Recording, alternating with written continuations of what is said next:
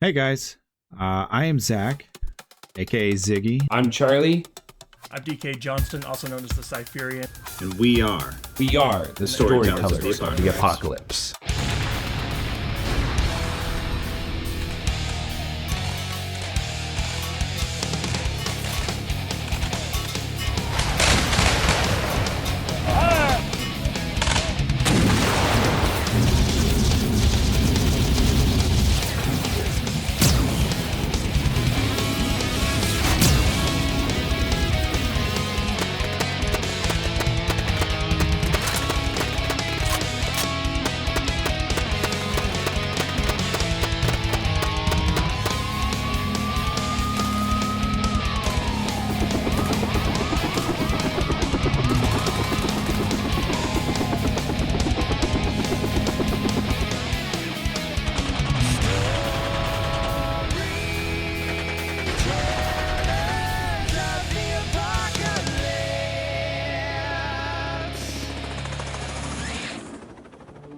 I'm pleased to tell you that this is going to be the first video on our second channel on YouTube called Stoa Adventures.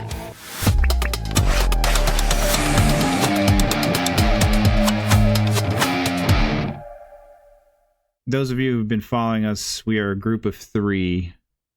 It's myself, DK, aka TheCypherian, and then Charlie, aka I am Char slash CharlieAKAN. These are two dudes that I have come across in my life that I respect, love, couldn't be as creative as I am without them. I hope you guys see the message that I'm trying to give here, because I have a background story of being in the film industry for almost 13 years now, which basically is the same amount of time I've put when I had a dream and aspirations to being in the music industry as a music producer or some sort of cinematic, like theatrical composer. I did that for 13 years, learning about music theory and all that stuff. But then I changed gears and got into filmmaking and sound design and lighting and editing. And so these two gentlemen, we became friends. DK and I met on the set of Falcon and Winter Soldier, which was really funny. If you look at the big picture, it's really funny because it was the night we had to do a giant marching band sequence for Falcon and Winter Soldier, which everybody knew my background in marching band on that show and said, you are in charge of the background and getting the band together and getting everything ready. And then I was like the correspondent for that night of like, would this work? And so that was one of my favorite nights working on a Marvel project. Was just being one with my original love of being creative mixed with my professional newfound love of filmmaking and being a part of entertaining the world. And so DK and I met that night and have been friends ever since. Zach and I met during the pandemic. You'll probably hear this from him, and you'll probably hear this from DK. But DK hit me up and was like, hey, do you want to play some Call of Duty? And to be completely honest with you, I don't play shooters, or at least I didn't. And I was really into Sea of Thieves. I still am. And I wasn't really super keen on playing any kind of shooters, but I was like, you know what? I got nothing else going on. I'm not playing games with anybody else right now. I might as well, hop in. And we started playing, having some fun, and then he's like, hey, my buddy Zach wants to play. He's a pretty good sniper. I remember that particularly because I was a sniper on the team. And I felt a little threatened. I was like, oh, another sniper coming in, huh? Well, we'll see about that. And he wasn't wrong. Zach was pretty good. And so it was nice to have two snipers on the team, though, because then we were able to bounce back and forth and really give everyone a good shellacking. And so, we just kept playing. And the moment that I think our friendship kind of solidified, though, was the Vanilla Mustang incident. And we have a clip of it. I'm sure they're going to roll it. And essentially what happened was I had been playing GTA for a long time. I was even playing GTA. I had a modded Xbox and a hacked GTA account, and I was during Battle of Gay Tony, and I was very very well versed in the world of GTA. I was streaming it for a long time and all this stuff, and I was we were still getting to know Zach, and so when we just hop into a normal Mustang, he goes, "Oh, you better hold on. This thing's got some power." And I just I'm like, like in my head, I'm like, really got some power. So I said, it's a Vanilla Mustang. I think I can handle it. And then out of nowhere, a rocket, an RPG, all right, it might have been a plane, comes out of nowhere and just takes us out. And it was the moment of humbling for me and realizing Zach and I could not stop laughing, but it was a humbling moment for me, and knowing Zach found that funny was really kind of the moment I think our friendship solidified. And we have been playing games ever since, and we play games nonstop. I have had long stretches in games where I play a lot of games for a long period of time, but I've never had a core group like this before. I was part of a gaming group a long time ago, and we were all really close. And I'm still close with a lot of those guys, but we didn't play the same games. It was kind of all over the place, and I had to download and buy a lot of new games. Since playing with Zach and DK and our buddy Mike, we all find the game that we want to play with. We want to play with each other, and we stick with it for a long time. Sea of Thieves is DK, Mike's, and I the go-to. But then we'll play, Call of Duty or Fortnite or something with Zach. Or if there's a brand new game like an MMO that has come out that we all want to play together, we'll play that.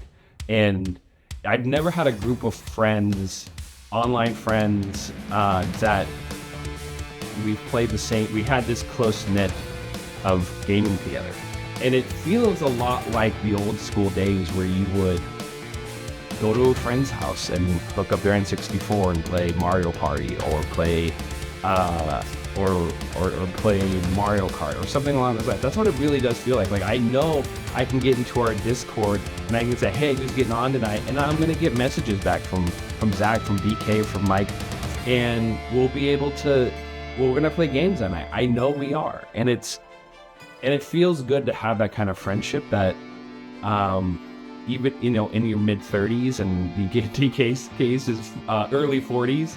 And,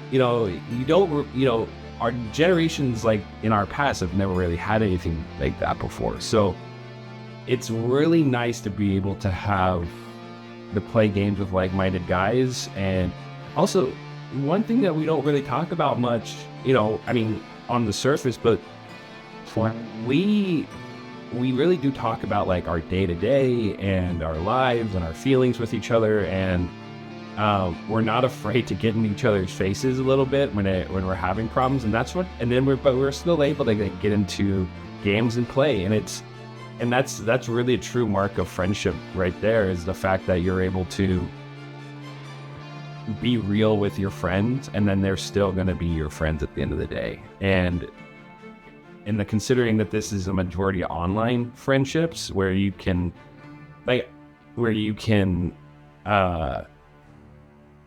just walk away from it, That doesn't happen, which is really nice. I'm so excited for you guys to see what we're about to do. Those of you who have been noticing me, I have not been able to get out of this funk that I've been in of kind of being depressed and down on myself.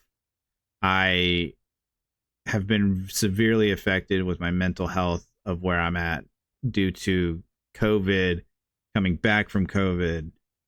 And then all these strikes happened for the film industry, and it was basically the film career that I love and hold near and dear just stopped. And so we were left with, what are we gonna do? I have to find a job so that we can keep this roof over my house, this roof over my head, with my two beautiful girls and my beautiful wife Emily, and our fur kids, which is a zoo in itself. We've got 4 dogs, 2 cats, and I love every one of them immensely, and they are the core reason that I am still present here, because it has made me very severely depressed. And I hope you guys understand that it's okay not to be okay, right? So it's okay to be in a funk and then just bounce back out of it. But it's just been hit after hit after hit of just stupidity. Tonight, the death toll here now tops 30, with more than 9 colleges are closing nationwide. And across America, life is changing rapidly. Hundreds of schools and colleges are closing nationwide. The list of businesses telling employees to work from home is growing, and large gatherings, including some sporting events and concerts, are now being called off. So it would take place before the strike was called. Nobody wants From to the nanny stop herself, this, Fran Drescher, now president of the Screen Actors Guild. What are we doing? Moving around furniture on the Titanic? Moments after her fiery fans, the new lead Matt Damon, Robert Downey Jr., and Emily Blunt walked out of the premiere before the movie started. Storytellers of the Apocalypse was formed in 2020 during the pandemic. Myself, Ziggy, and Charlie were all quarantining and trying to find things to keep ourselves occupied. And I knew Zach from working on the Falcon and the Winter Soldier series, and we shared a lot of common interests, including bands and TV and anime and stuff like that. But what we really bonded over was Destiny and Grand Theft Auto and stuff like that, gaming in general. And so I played with him a few times on Destiny, and Charlie and I had been playing games together for a while. We finally got them together on Grand Theft Auto Online, and friendships were made. All into the pit. This thing's got some horsepower, so watch out now. The vanilla Mustang, I think I can handle it. What did you guys do? Oh, you got killed by that asshole, I said. Right when he said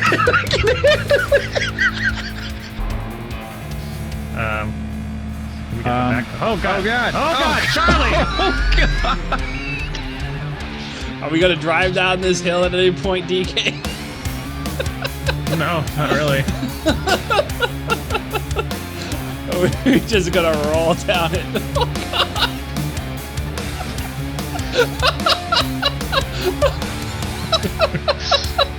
Yeah, we got here, didn't we? There it is. Yeah. That's one way to do it for sure. Oh god. Oh god! Charlie. Let go of me.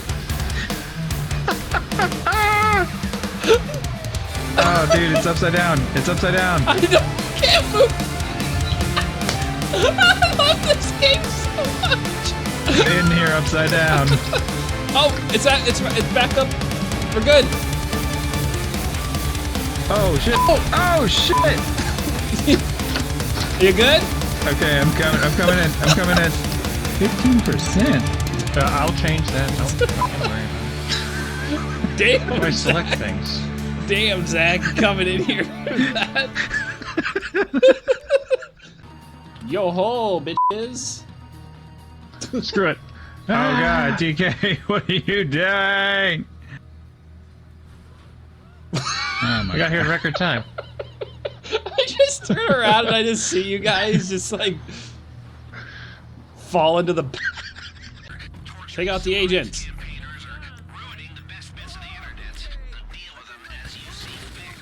Oh god, Charlie.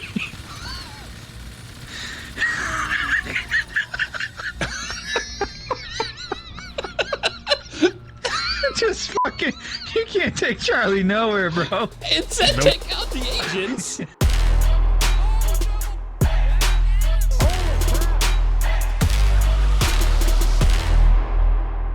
Since then, we've all collaborated on multiple creative projects, just kind of been kind of a little gaming community there to support one another. But one of the biggest things that we've wanted to do for a long time, me and Charlie, is to get Zach up to Alaska, because that's where the majority of our group, or a lot of our group, resides these days. So this year, Charlie and I talked about it coming into 2024. We really wanted to make sure that Zach could come up during what is our usual guys trip and my wife and I's annual trip up to Alaska. And so luckily I had been flying around a lot in the last year, and so miles were pretty much an easy thing to come by. And so we decided to make it happen. We rented a place in the Jewel Lake area, and it took a little bit of coordinating in terms of availability, because after the writer's strike and the actor's strike and all that stuff like that, the film industry was kind of in disarray, and Zach had started working at Amazon as a driver for them, and as miserable it's made him, we're really happy we were able to put this together so we could make sure that he, there was a light at the end of the tunnel for all the crap he was going through, because it's been really hard on him and a lot of people who are still in the film industry. I was kind of forced to leave the film industry in 2022 due to an injury. Tried to kind of keep my hand in it, but honestly, I was fine walking away from it in the end. But still keep my finger on the pulse of what's going on in terms of trends and what's being shot here in Georgia. So this video is basically like a love letter and my thanks for all these guys have done for me, supported me. I support them in anything that we all do for each other, or separately even. We're going to Alaska. It'll be the first time Storytellers of the Apocalypse have met in person, and I'm fucking excited about it. We're gonna be going on all sorts of adventures, so please stay tuned. I hope you guys enjoy it.